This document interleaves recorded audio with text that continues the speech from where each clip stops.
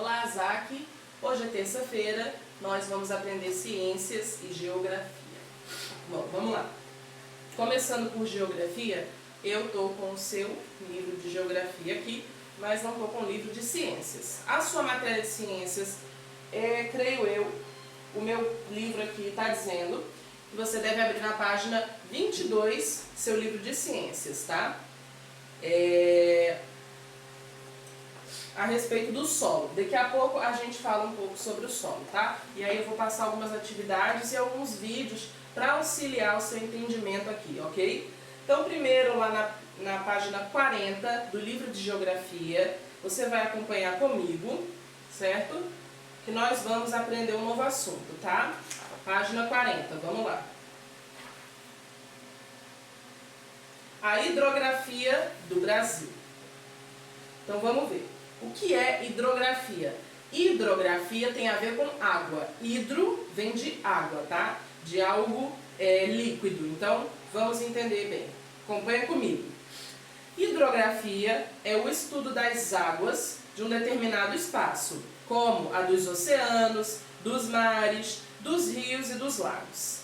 Os oceanos e mares são grandes extensões de água salgada que contornam os continentes. O Brasil é banhado pelo Oceano Atlântico.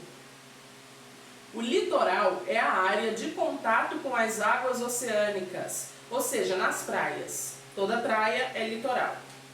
O Brasil tem uma imensa área litorânea. A costa brasileira vai do Amapá ao Rio Grande do Sul. Os rios são correntes naturais de água doce, que tomam a direção do mar, de um outro rio ou de um lago. As partes do rio são: a nascente é onde o rio nasce, é da onde ele parte, né, como ali no desenho. Depois a gente tem afluente, rio que despeja suas águas em outro rio principal. Então eu tenho um rio, e aí esse meu rio ele nasce lá da nascente, né, ele começa a jorrar água daquele ponto. Depois ele pode se dividir, pode abrir um braço do rio e fluir para outro rio. Então ele se divide. É o que nós chamamos de afluente. Um rio que despeja suas águas em outro rio principal, certo? Águas desse rio vão para outro. Margens, terras laterais que são banhadas pelo rio. Então as margens de um rio são as terras que estão em volta desse rio e que são banhadas por ele. Por exemplo, quando o rio enche, essas terras se molham, elas são inundadas pela água, certo? Leito, percurso por onde as águas do rio passam. Então, o caminho que as águas levam a gente chama de leito. E por fim, foz, lugar onde o rio despeja as suas águas. Então, a foz de um rio é onde as águas desse rio vão cair, é onde ele termina também, certo?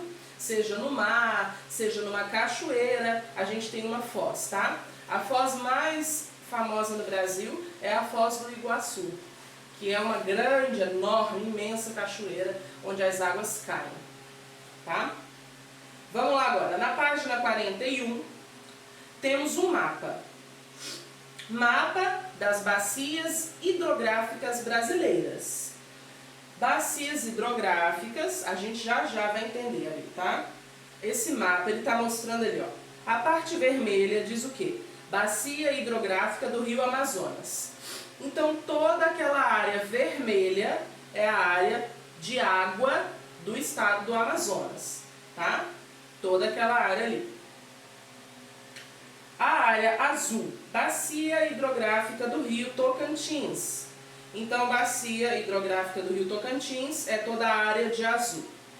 Bacia hidrográfica do Rio São Francisco, toda a área ali de roxinho. Bacia hidrográfica do Rio da Prata, em verde. E, por fim, bacias costeiras ou secundárias, de amarelo, tá? Então, a gente vai entender exatamente o que é isso, ali na página 42. Vamos lá. Os lagos e as lagoas são acumulações de água de grande ou pequena profundidade em depressões. De novo, os lagos e as lagoas são acumulações de água de grande ou pequena profundidade em depressões.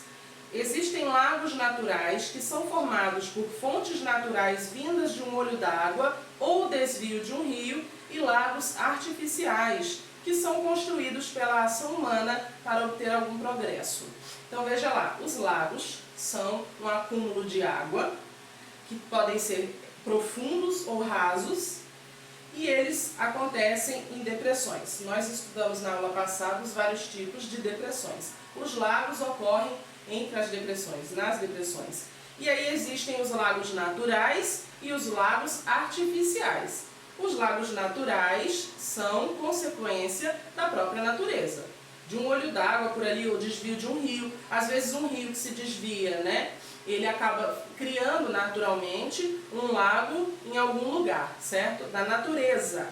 E um lago artificial é um lago que foi o ser humano que fez, né? E aí a diferença é bem grande. A maioria dos lagos são naturais. Eles vêm de algum rio ou de algum olho d'água, que é alguma fonte de onde cai muita água, forma ali um lago ou uma lagoa, dependendo da quantidade de água, né?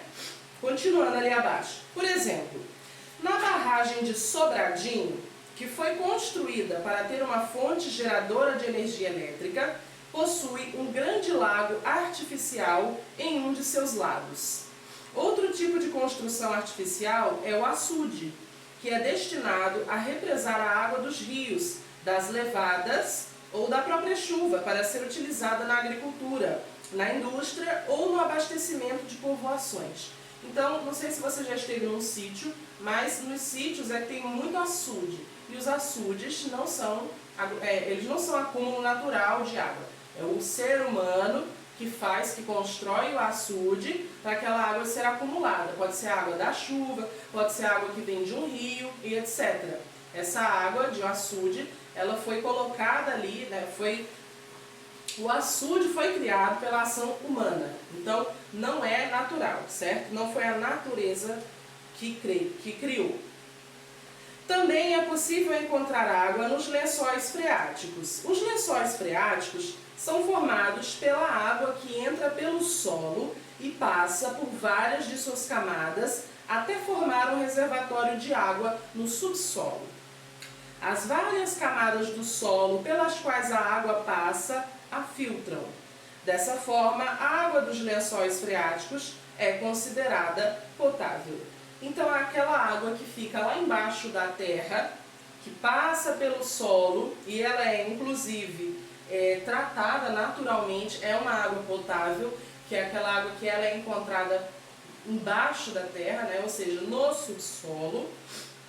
Essa água que ali fica, que ali é formada, é chamada de lençol freático, tá? Lençol freático formado pela água que entra pelo solo e passa por várias de suas camadas.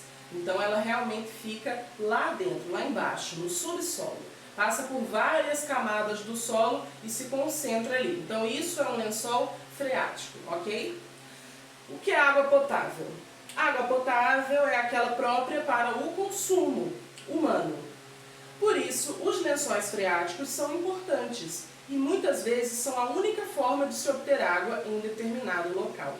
A forma mais comum de se obter água do lençol freático é abrindo poços artesianos e construindo cisternas. Então, em locais que costuma faltar água, os lençóis freáticos são a única solução. Por exemplo, quando se constrói cisternas, elas vão pegar a água lá do subsolo para trazer para cima, desses lençóis freáticos. Então, num local onde falta água, encontrar um lençol freático é de grande importância, porque as águas de um lençol freático são águas potáveis, ou seja, elas podem ser consumidas por nós. Então, por isso, às vezes, são construídas cisternas e poços para pegar essa água que está lá embaixo e trazer para cima, tá?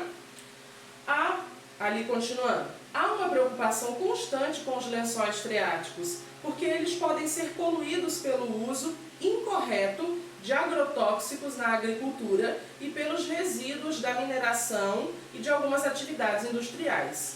O desmatamento também é um problema, pois pode tornar extinto um lençol freático, visto que diminui a capacidade de infiltração do solo. Então, olha só, os lençóis freáticos, por mais que fiquem lá embaixo, também são ameaçados. Então, toda essa água potável para o consumo humano, que pode ser utilizada, ela também pode ser estragada. Esse lençol freático também pode se perder. Por exemplo, como diz ali, ó, agrotóxico, né, que é aquele remedinho que coloca nas plantas, nas plantações, para matar os bichinhos, né, nas plantações de alface, de tomate, de tudo que você imaginar, né, é muito usado o agrotóxico.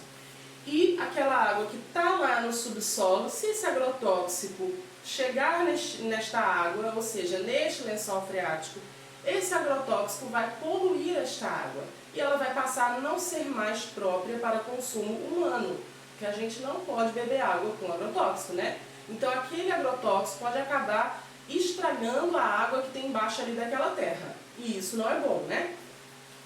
Outro exemplo, mineração, algumas atividades industriais. O que é a mineração? É quando o homem vai pegar do subsolo, né, pedras preciosas, ele vai atrás de ouro, vai atrás de petróleo. Quando o homem quer extrair da natureza elementos naturais, os minérios, são chamados de minérios, né? E aí a extração desses minérios pode ocasionar na destruição desses lençóis freáticos. Porque no que eles estão cavando e procurando pedra, procurando ouro, enfim, o que quer que eles queiram ali conseguir, eles podem estragar esses lençóis freáticos, podem poluir essa água, podem deixar imunda, e aí ela não vai mais ser própria para consumo humano, né?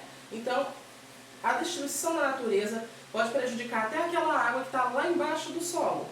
O desmatamento também, né? Como diz ali, o desmatamento também é um problema, pois pode tornar extinto um lençol freático, visto que diminui a capacidade de infiltração do solo. Então, se você está desmatando, você está tirando, né, boa parte daquela natureza que tem ali, e o solo não fica bem infiltrado, e aquela água ela acaba evaporando, ela acaba se estragando, não tem condição de continuar existindo água numa terra que foi desmatada. Portanto, os lençóis freáticos também são algo que as pessoas devem se preocupar e não estragar, não poluir e manter, certo? Eles são extremamente importantes. Aí ali mudando de página, para a página 43, tem atividade. Faça a atividade da página 43, 44 e acho que só, tá? Atividade até a página 44 você resolve do seu livro de geografia, certo? De ciências, o assunto é sobre os tipos de solo, né? Que nós temos o solo arenoso, solo de argila e tudo mais. São diferentes tipos de solo.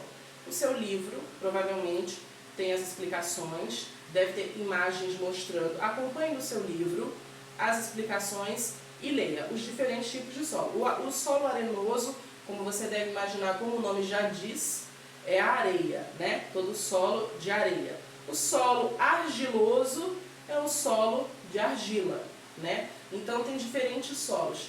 Tem areia, argila, tem solo que é de barro e também tem solo que foi construído pela ação humana. Por exemplo, um chão de cimento no meio da rua, ele não é um solo natural. Ele é construído, ele é transformado pela ação humana. Então no seu livro deve ter, né, provavelmente, tem as explicações dos diferentes tipos de solo. Aqui diz que é na página 22, 23 e 24, tá? Você leia todas as explicações, observe as imagens que tiver no seu livro e faça as atividades propostas. Eu vou passar aqui, depois desse meu vídeo, vou colocar vídeos sobre o assunto aqui na plataforma para você entender melhor. E se ainda assim você tiver alguma dúvida, você entra em contato comigo, tá? Então, basicamente é isso, para a aula de ciências. Você vai ler o seu livro, vai entender, vai procurar entender, porque não é difícil, tá? E aí faz as atividades, e faz as da plataforma também. Assiste os videozinhos que você vai entender melhor o assunto, certo? Vai te ajudar. Eu vou ficando por aqui hoje, e a gente se encontra amanhã, quarta-feira, tá certo? E qualquer coisa entre em contato, ok? Beijos, tchau, tchau.